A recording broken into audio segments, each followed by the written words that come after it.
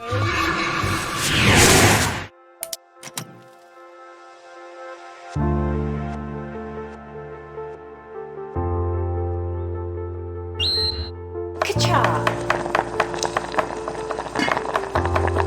CeltyCooks.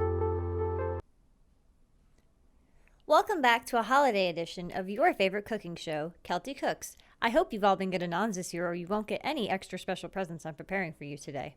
The extra special holiday dish that we're making is sweet potato casserole, a super simple side sure to impress that feminine you've been stalking for a while. This dish is a favorite for a few reasons. 1, it's simple. You really can't go wrong with some sweet potatoes, some pecans, and some mini marshmallows. 2, it's something that you can whip up in a short amount of time. And finally, it's just dang good. So as I just said, today's dish is sweet potato casserole. This is what it looks like when it's all finished and all fully baked. It was super easy and super good to make, and I hope that you guys enjoy it and have fun following along.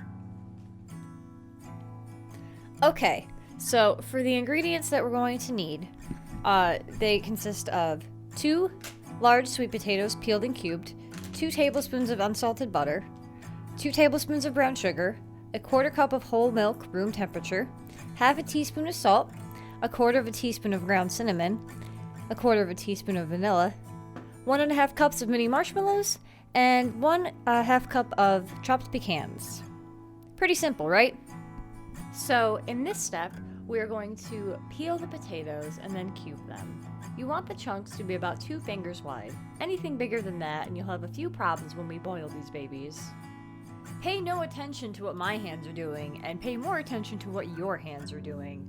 AKA, don't use a knife like me. This is just a PSA.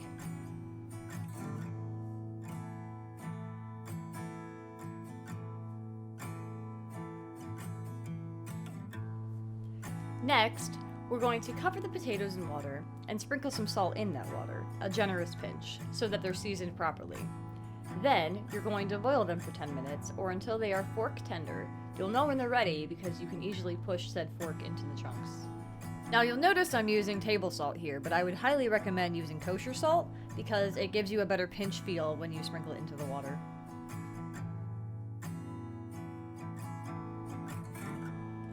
After you boil the tubers, you're going to drain them and allow them to cool for a few.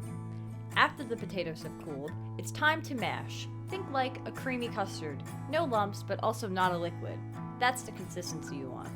Be careful not to overmix the potatoes. After you've given them a good beating, you're going to be adding in some insult to injury, some spices, rub a bit of salt in the wound, and some other stuff.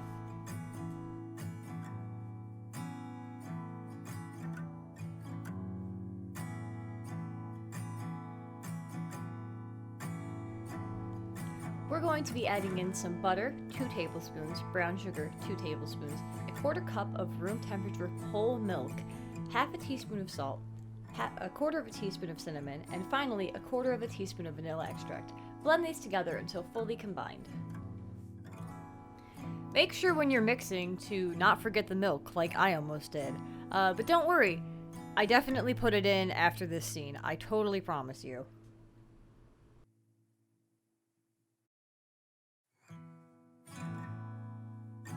After we've made our sweet casserole, it's time to put it in the casserole dish. Spread the spicy mash in the dish until it's all evenly distributed. You want a nice even layer. Use the back of your spatula to kind of spread it around and make sure that you have a nice single layer where you can easily put the marshmallows and the pecans over. It'll look really nice when it's done.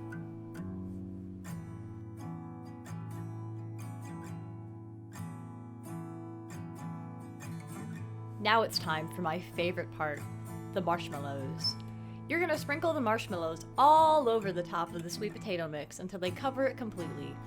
This is my favorite part because I get to have an entire bag of marshmallows left over for me to eat on my own in the Shadow Realm. And while I'm eating those marshmallows alone in the Shadow Realm, I will also look up marshmallow facts. Like 50% of marshmallows sold in the summer are all toasted over the fire. Bet you didn't know that.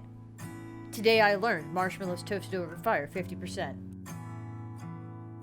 For a final touch, we're going to sprinkle in some pecans too. They add a nice nuttiness and sweetness to the dish that complements the sweet potato flavor. I also recommend using pecans in brittle too because, yum, Candied yams with pecans is also a good way to use the rest of the bag if you're like me and using store-bought. Also, it rhymes, so it must be true. Another thing that you can do to make this dish a little bit better is sprinkle in some chocolate chips if you wanted to add a little sweetness to your dish. After that, you're going to bake it for 20 minutes or until the marshmallows are properly toasted to your liking. And this is what it looks like when it's all done. Doesn't this look so yummy? I could probably eat this entire thing by myself given the chance. And my chance is now.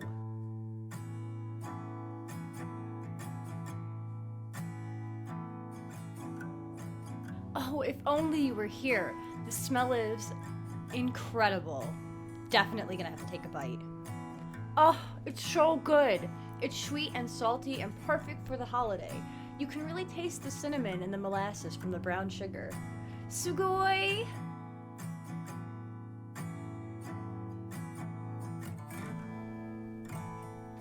I hope that you had a wonderful holiday and a Merry Christmas, Anonymous, and may the next year bring you more joy than this one ever could.